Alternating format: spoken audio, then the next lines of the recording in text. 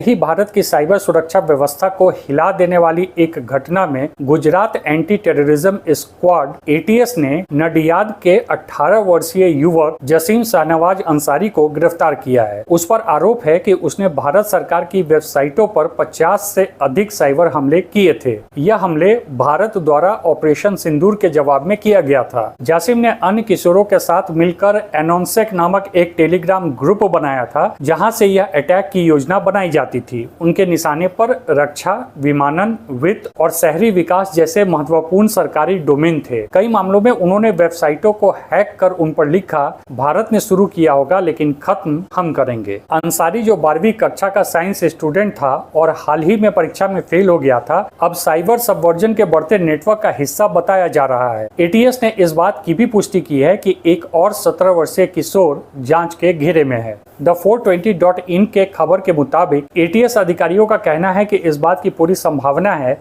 कि किशोरों पर बाहरी शत्रु गुटों का प्रभाव हो। एटीएस अब डिजिटल फुटप्रिंट्स की जांच कर रहा है ताकि गहराई में जाकर किसी विदेशी संबंध का पता लगाया जा सके। इस मामले में आईटी एक्ट की धारा 43 और 66F यानी कि साइबर आतंकवाद के तहत एफआईआर दर्ज की गई है। जसीम अंसारी की गिरफ्तारी इस बात का संकेत है कि भारत की सुरक्षा एजेंसियां न केवल भौतिक हमलों के खिलाफ बल्कि साइबर आतंकवाद के खिलाफ भी पूरी तरह सतर्क और सक्रिय है। लेकिन यह घटना हमारे लिए चेतावनी भी है कि किस तरह कट्टरपंथ और डिजिटल टूल्स को मिलाकर एक हथियार में बदला जा सकता है। इस घटना में भले अटैक सिर्फ सरकारी वेबसाइट पर किया गया था, लेकिन हमें यह समझने की जरूरत है कि साइबर युद्ध में एक आम नागरिक को भी निशाना बनाया जा सकता है, उसकी आइडेंटिटी को चुराकर या फाइनेंशियल हानि पहुंचाकर। इसलिए साइबर खतरों और साइबर सुरक्षा उपायों के बारे में लोगों को जागरूक करना बहुत ही महत्वपूर्ण है। न सिर्फ साइबर सुरक्षा प्रशिक्षण